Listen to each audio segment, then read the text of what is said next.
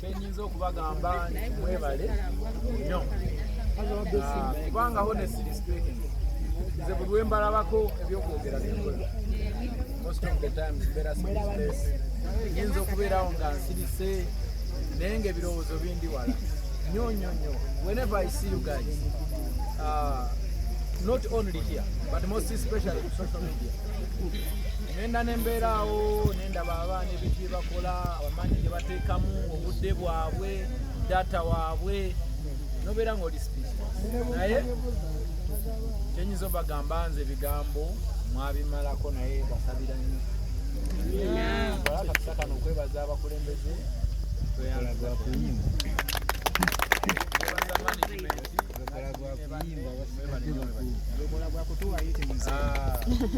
What I want to tell you is big talent in management is enjawulo. This is another manager. Wow! Because they are doing a great job of big talent and everything. So kitegeeza nabo management enyweredde ddala era ebuli. Oba kitegeeza kimpa amaanyi mangi nnyo okubeera nti tusobola okutuuka ku level ng'eyo. Okuba nti management eno etambuza artist weri naye ate waliwo n'endala era etambuza artist. Kitegeeza ki? Kino gavumenti.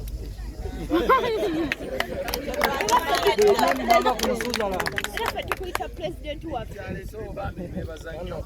Naye nga sindegenda wala kansooke nebaze nnyo muganda wange ono. Amfro ono ewa Richard eyambye nnyo abavubuka okulaba nti beekulaakulanya. Kyusa obulamu bw'abantu bangi nnyo. And Amfro is team Eddy Kenzo 100%. Ebintu byonna byakola naffe tuinvolvinga n'agakati tukoze etya wano tukoze etya kusobola okulaba nga tutambuza emirimu gy'abavubuka mu ggwanga lyonna. Nyongera okubayozaayoza nammwe abali wano kwa nsonga muli ba mukisa okuba nti nze gye ntambulira ngenda mu mawanga mangi nnyo, abamu baabakoppa era osangayo zitiimu Eddy Kenzo eyo. Naye okuba nti ate tuli wano Mukama yatutona tuli bannayuganda bwe tutandikira tusobola okuba nga tufuna akademi tunyumyamu, it is really amazing. Mwebalire ddala. Nyongera okubakubiriza okuba nti nno mubeera abantu ekyokulabirako whenever you guys are, byonna gye mubeera. Nze ndowooza mwandibadde very good example to our community okuba nga muli bantu bakozi, you work hard, you become an example to your friends to make sure that at least you stand out, you stand out and you be smart, you be hardworking, you have some money in your pocket, and then everyone is going to admire you and they will really be proud to join Eddy Kenzo because they know that there is something. What do you mulama, So mbakubiriza bambi okwongera okukola temunyoma mirimu. Buli mulimo gwonna nga guleeta ssente guba mulimo. It's all about having something in your pocket. It's all about taking care of you. You eat good, you drink good, you look nice. Life is all about that. Okiraba mumaking sure nti mukola nnyo, mulye bulungi, munywe bulungi, mweyagale. Ebyo nyinza babuulira kubanga life etandikirawo then ebirala ne bikola ki? Thank you so much guys. I appreciate and lwakuba nti nga bwe mumanyi nti tubeeramu here up and down, COVID azatusumbuwa, but actually planning okukola Eddy Kenzo Big Talent Day nga it's a huge one. Wow. Very big.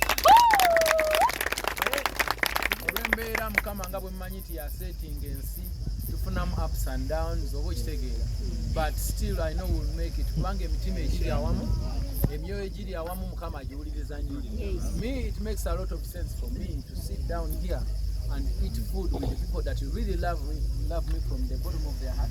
Nga tebirimu pretending, tebirimu ki, buli muntu ali wano nga akwagala just like honestly, okitegeera.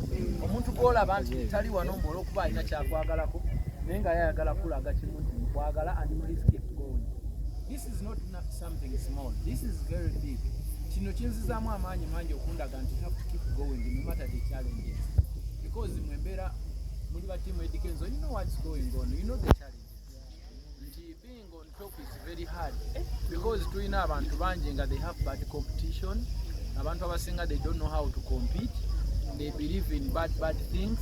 Sometimes they even want you to die so that they can also be there and nowekanga ng'oyise mu buzibu bungi nnyo, like I go through a lot that I can't even explain here, you know, but mwe mbalabako kinzizaamu amaanyi n'ogamba kale at least I have a big family, you know, I have a big family, I have people that really care about me.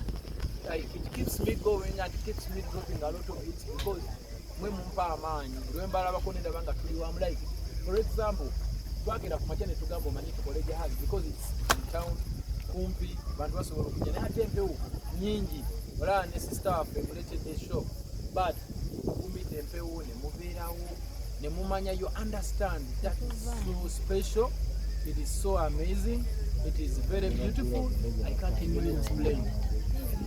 Kyenyinza okwongera okubagamba bannange nti nze gyembeera neewuunya ne ngamba what can I do for you guys, that there is nothing I can do apart from dropping hits. Yes, and I promise you ennyimba zigenda kugenda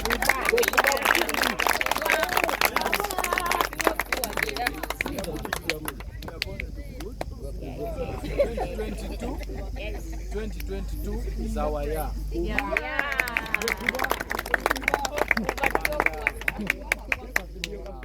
Era mbakakasa tujja kutambulira wamu ne baganda baffe kubanga they are really good people. Olaba nti beewa ebitiibwa no wabadde ayogera nagamba naye kampite mukama wange such language, it's not, it's really beautiful. Okisegeera, so mbadde nsaba tutambule bwe tutyo, mukama agenda kutubeererawo. Ensonga lwaki mulabanga abantu bangi tukola emirimu gyaffe ne gibeera ebit extra, it's because mukama alaba emyoyo gyaffe nga mirungi, tutambula bulungi like mukama naye kyayagala. So please guys, mukeeping a friendship, mukeeping a family. This thing is not small. Kuba kati kubamu akafaananyi nga nze ntera obagamba ne mbawa exam nti kubamu akafaananyi ng'ono yafiiriddwa oba alina embaga oba alina ki ne mugendayo neewaabwe bayinza okumuta ne bagana etwazaala kiki nga balaba amaanyi maki okitegeera kubanga ne wano wetuli kati bali abantu abali eri bagamba ne mwana aleesa abantu abo okitegeera andi tetwala nze tetugamba mu tulina n'akalango. We didn't even post anywhere, but we have to be able to. What we put on the social media. What we kenzo, we have actually our design. One so you guys, you are amazing. Mbasabira nnyo yonna gye mutambulira yonna gye mubeera. I really wish you all the best. I pray for you all the time. Ndabe nga Mukama Katonda ayongera okubawa ssente, abawa amaanyi, dreaming big. Dreaming big. Don't dream small. Tembeera bano abantu aba dreaming buno butono. Nga bwe babakozese bakama bammwe. But think about self-employment. Batu tulukunyola okuba tukuwagira. Kubanga ne billionaire that is employed, you know. Munoonye nnyo okulaba nga at least ne bw'oba olina mudaala gwa chapati naye nga gugwo, you are going to be a boss, and when you are a boss, you are going to earn more. There is a bit of stress in that, but actually you are going to be better. Oba okitegera muyiyenyo temunyoma milimo kasita omulimo gwonna ogunyoma oba owedde tonyoma okitegera tozaala wa mulimo kasita oba nga gwogukutte. It's really amazing. Namwe abali employed, it's not bad to be employed, but for sometimes keep thinking how you can employ your own self, right? Yes. Bless you guys. I can't say much. Mukama ansasire kuba mbagala nnyo mwenna. All of you guys, I really do appreciate it.